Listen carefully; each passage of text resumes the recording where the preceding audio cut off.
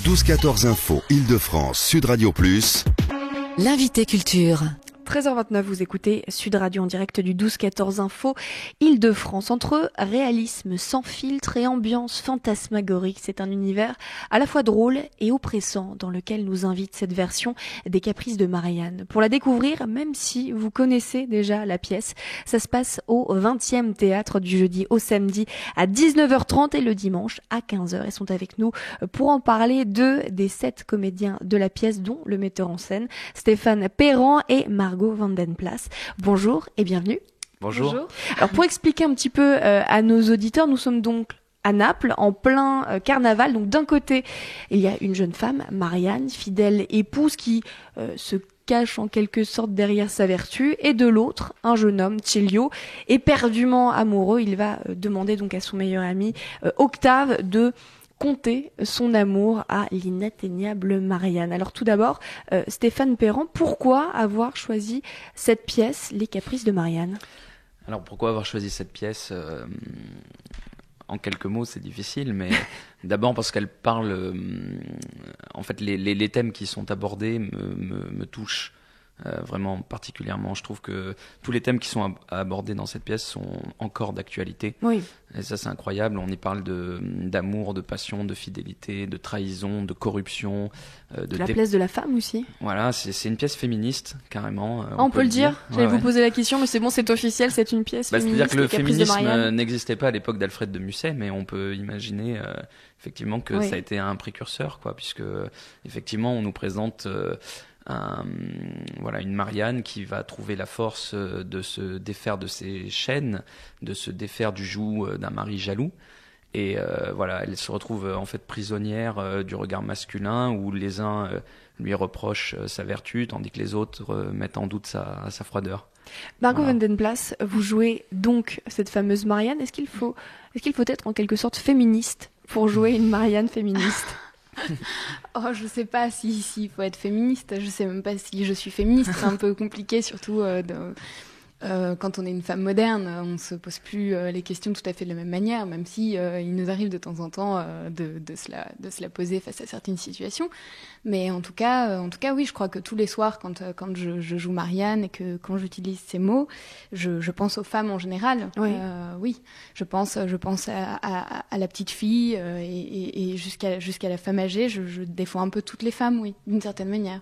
Stéphane Perran, vous nous proposez une version donc non censurée pour ces Absolument. Caprices de Marianne. Elle a subi beaucoup de censure, cette pièce ? En fait, pour faire la genèse de la version que j'ai choisie, qui est une version inédite, il faut savoir que les Caprices de Marianne ont été publiés pour la première fois en 1833 dans une collection au nom équivoque, puisque ça s'appelait Un spectacle dans un fauteuil. C'est-à-dire qu'après l'échec de sa première comédie au théâtre de l'Odéon, La Nuit vénitienne, Alfred de Musset avait renoncé à la ménagerie pour longtemps, comme il l'a dit lui-même. Et donc, il avait décidé d'écrire des pièces de théâtre, mais uniquement destinées à la lecture. Et en fait, c'est 18 ans plus tard, quand la Comédie Française, en 1851, a découvert le texte, ils lui ont demandé en fait d'en faire une adaptation théâtrale. Alfred de Musset s'est exécuté. Oui. Il a donc créé une version théâtrale destinée à être jouée sur scène. Et donc c'est cette version qui a ma préférence. Mais par contre, on a rajouté tous les morceaux qui avaient été censurés, que la censure avait imposé en fait de couper pour être représenté sur la scène de la Comédie Française. Voilà, c'est en ça que c'est une version inédite. Est-ce que par exemple le côté féministe de Marianne était censuré ou non, c'était plus ou moins C'était plutôt caché. des répliques un peu plus grivoises, notamment qui sont prononcées la plupart du temps par Octave. que vous jouez Que je joue absolument. Des personnages complètement coupés, quoi. Le personnage de Chuta, qui est une vieille mendiante qui traîne dans les rues de Naples, Oui. elle était coupée. On n'y parle plus de guitare et d'entremetteuse, mais de guitare et de messages secrets. Vous voyez, c'est des des petits détails, en tout cas pour les puristes qui pourront sans doute se délecter de voir en fait les morceaux que nous avons décidé de réintroduire dans la version choisie. Voilà. Vous êtes donc le metteur en scène Stéphane Perran. Pourquoi vous avez choisi de jouer Octave ? Pourquoi j'ai choisi de jouer Octave ? parce que c'est un des rôles je trouve que c'est un rôle immense. En fait, c'est un des plus grands. C'est presque lui le personnage principal de cette pièce. En tout cas, c'est le duo avec Marianne. C'est le duo avec Marianne. C'est même un trio, Celio, je pense, avec ouais. Celio, qui est interprété par Guillaume Bienvenu. Il est au centre. Mais c'est vrai que Octave, si vous voulez, Octave, en fait, c'est un personnage qui ramasse beaucoup, comme on dit au théâtre, parce que il a de la répartie, il est drôle, il séduit, voilà. Mais c'est pour ça qu'on a peut-être tendance à le voir un peu plus en lumière que des personnages plus tourmentés comme ceux de Marianne ou de Celio. Ceci dit, moi, ce qui me plaît dans ce personnage, en fait, c'est que sous son apparente légèreté, sous son sourire, en fait, on sent quelqu'un qui est vraiment désabusé, qui est détruit. Oui. Par quoi ? Ça, c'est aux comédiens et aux metteurs en scène d'y réfléchir, mais voilà, moi, c'est dans ça que ça m'a plu. J'aime bien citer une réplique qu'a écrite Alfred de Musset dans La Confession d'un enfant du siècle. Il dit « Alors s'assit sur un monde en ruine une jeunesse soucieuse ». Et je trouve que ça colle parfaitement à la situation de notre pays aujourd'hui. Oui, c'est ce que je veux dire, c'est terriblement d'actualité. Voilà, c'est terriblement d'actualité, c'est pour ça que ça me parle.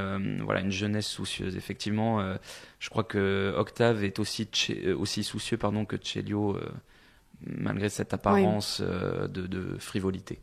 Margot Van Den Plas, comment vous avez abordé cette version des Caprices de Marianne qui, on peut le dire, est quand même assez noire?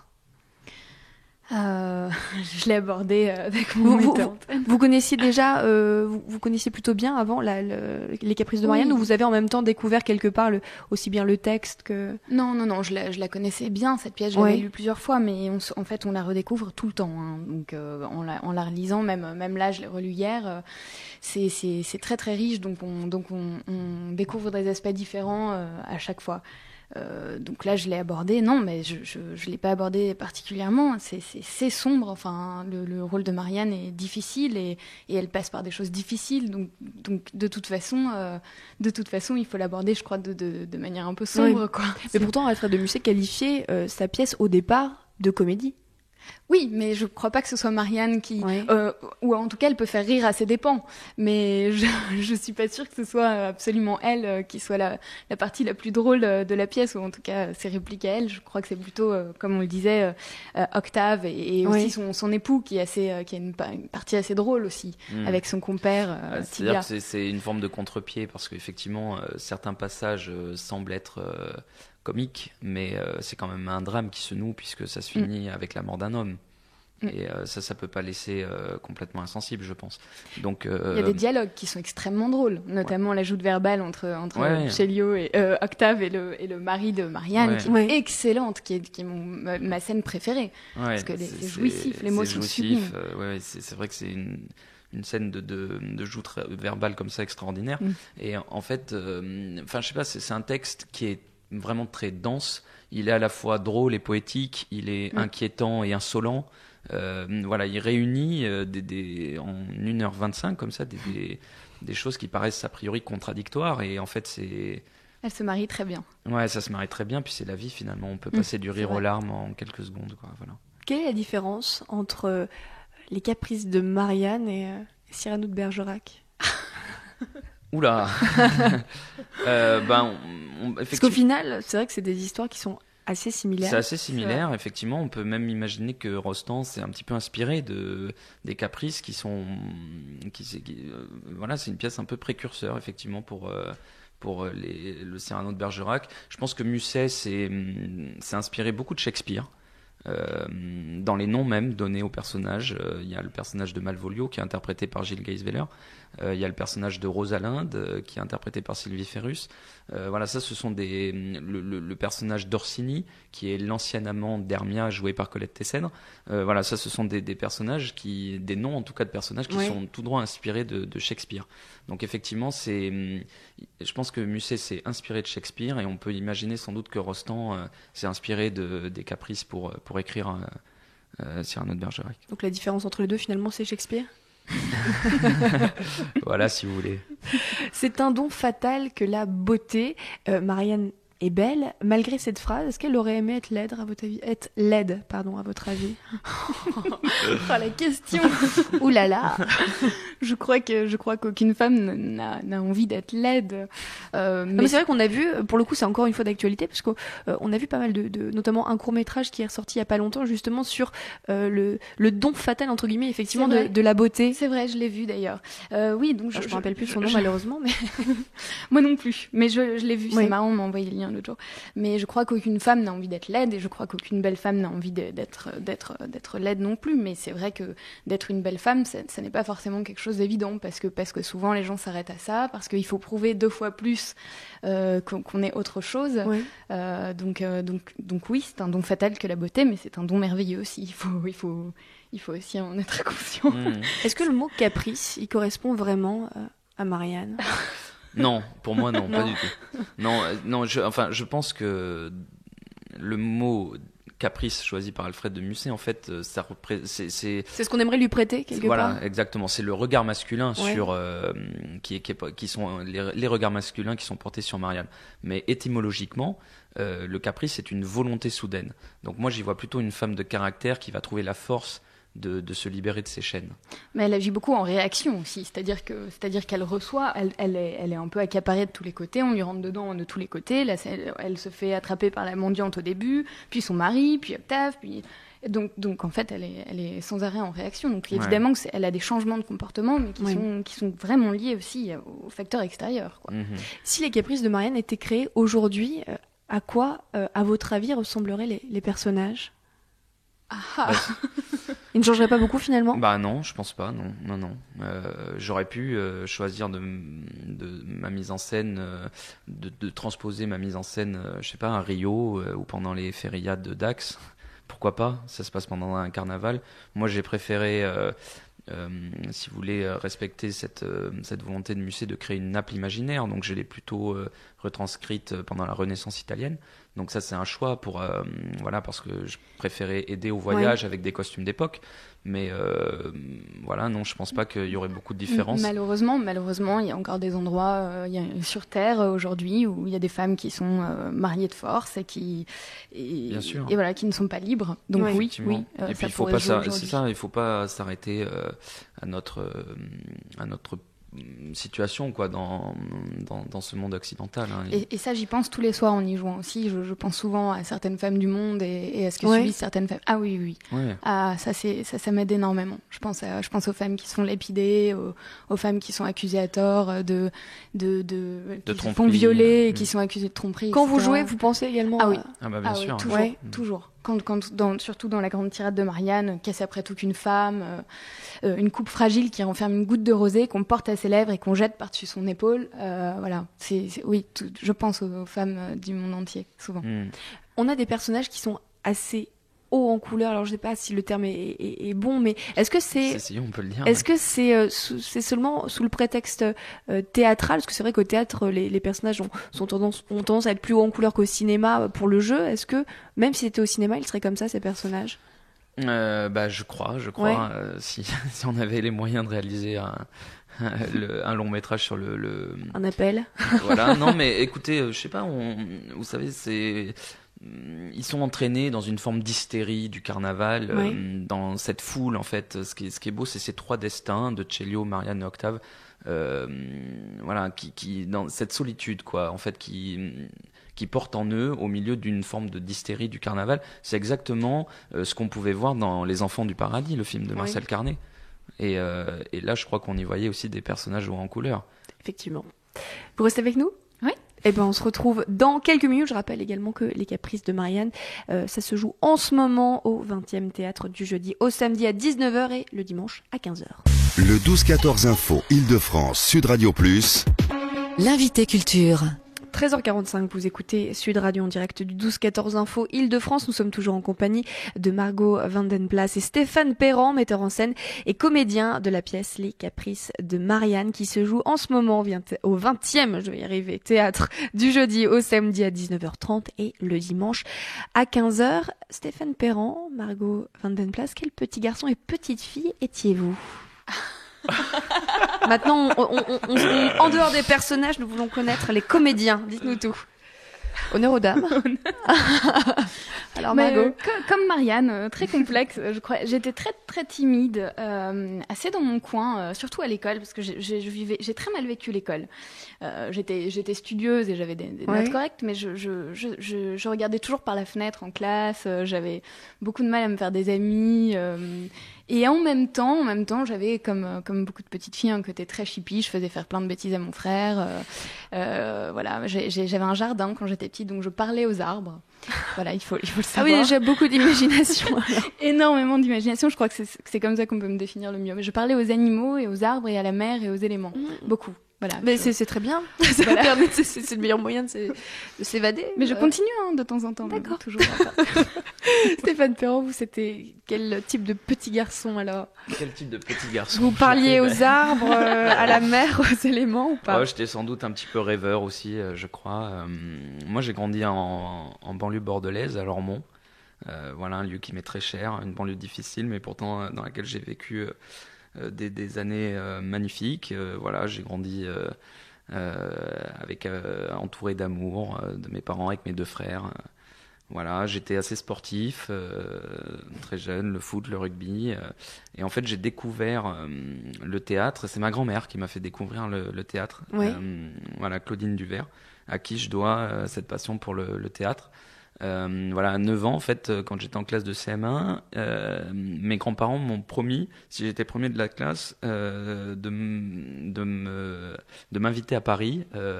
Et voilà, j'ai été premier de la classe pour la seule et unique fois de ma vie. C'est une bonne carotte, ça, quand voilà, même. Exactement. Comment motiver un enfant? Et donc, on est allés tous les trois à Paris, et j'ai découvert le théâtre en allant au théâtre d'Onou, je crois, voir une pièce de Sacha Guitry, le Nouveau Testament, mis en scène par Jean-Laurent Cochet, voilà, qui deviendra plus tard mon professeur et le premier metteur en scène à m'avoir engagé en tant que comédien. Voilà. Quelle histoire. Et à cette époque de petits garçons sportifs qui découvrent le théâtre, c'était quoi votre rêve? Mon rêve, ça a été très vite...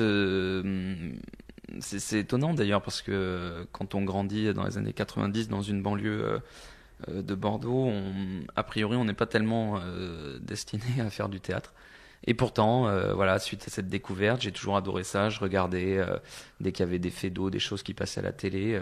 J'étais sans doute un des seuls à le faire, mais voilà. Puis au collège Lapierre à Lormont, on avait un petit atelier de théâtre où on était 4 ou 5 élèves à suivre cet atelier avec 2 de mes meilleurs amis. Et voilà, presque un cours particulier alors. Ouais, quasiment. Et puis on a monté nos premiers spectacles, du Molière, de La Fontaine, autant que je m'en rappelle. Donc le rêve, faire du théâtre alors?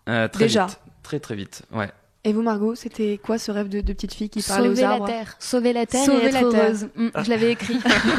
Vous l'aviez écrit? Oui. Oui, j'ai retrouvé des cahiers, sauver la terre et être heureuse. C'est un très beau rêve, très honorable. Sacré boulot. Sacré boulot. Et le théâtre, alors, dans tout ce programme, il arrive à quel moment? Pareil, un peu comme Stéphane, toute petite, je lisais énormément. Je faisais des spectacles insupportables dès qu'il y avait des invités à la maison qui étaient obligés de le regarder, comme beaucoup d'enfants. Hein. Insupportable, ça veut dire qu'il y a eu des vidéos et que vous avez pu revisionner et vous vous êtes dit, ah mince, c'était pas des vidéos, mais des enregistrements, oui. Et je sais que je disais, mais encore, regardez. Donc, non, Moi aussi, je passais mes journées entières à jouer avec mes personnages, des Playmobil, des Chevaliers du Zodiaque, voilà.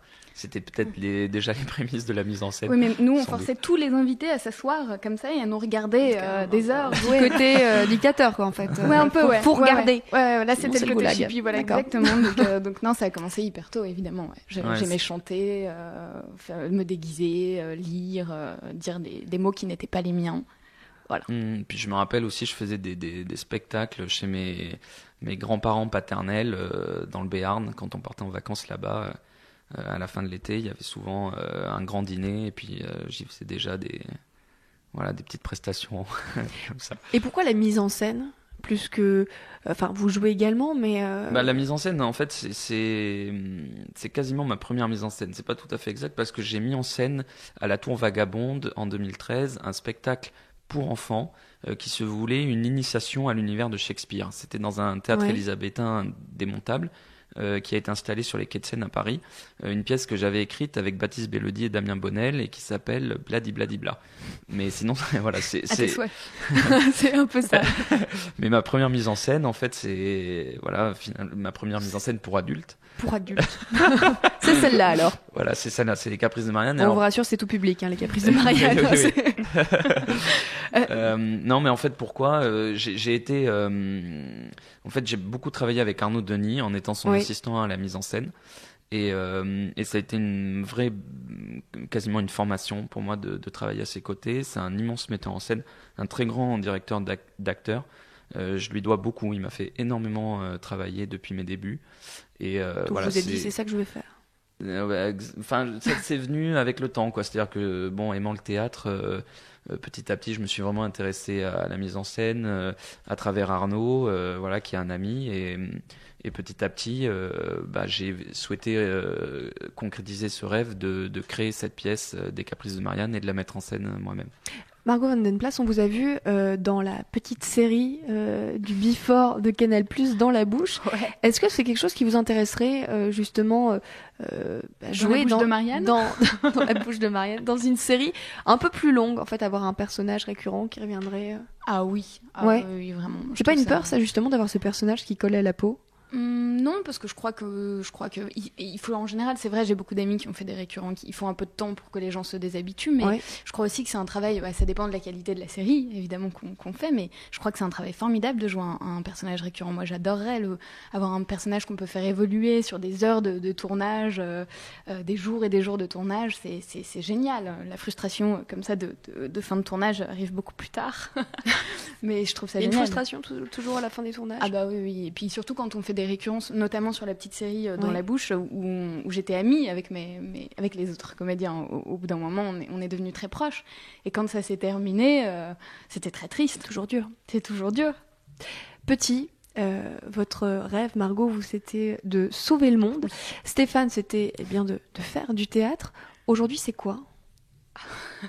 Toujours de sauver le monde. Toujours de sauver le monde, c'est toujours dans la liste. Très bien. À mon échelle, j'ai quand même j'ai une vision plus concrète des choses maintenant, mais je continue. Oui, c'est vrai, c'est mon rêve. Et d'être heureuse toujours. D'être heureuse toujours et de faire du théâtre toujours, voilà. C'est en effet. Eh bien, bon courage. C'est bien parti pour l'instant. Oui, c'est vrai, après tout. Stéphane, vous? Mon rêve professionnel, c'est de faire ce métier le plus longtemps possible, de façon les plus diverses possibles, quoi, parce que c'est vraiment c'est ce qui me fait vivre. Et puis après, être heureux, bien sûr, entouré de mes proches, et surtout rendre heureux mes proches, et je pense évidemment à ma femme et à ma fille. Et sauver le monde, non, ça t'intéresse pas, toi, sauver le monde, la tâche me paraît un peu ardue, quoi. Bien rendre un petit bout de monde plus heureux grâce aux Caprices de Marianne. Faire du théâtre, c'est déjà essayer, je trouve, vu la société dans laquelle on évolue, c'est déjà pas mal. Ouais. C'est une façon en tout cas, de donner un regard sur le monde. Oui. Tel qu'il est. Merci à vous. Stéphane Perron, merci Margot Van Den Plas. Je rappelle que Les Caprices de Marianne, c'est en ce moment au 20e théâtre du jeudi au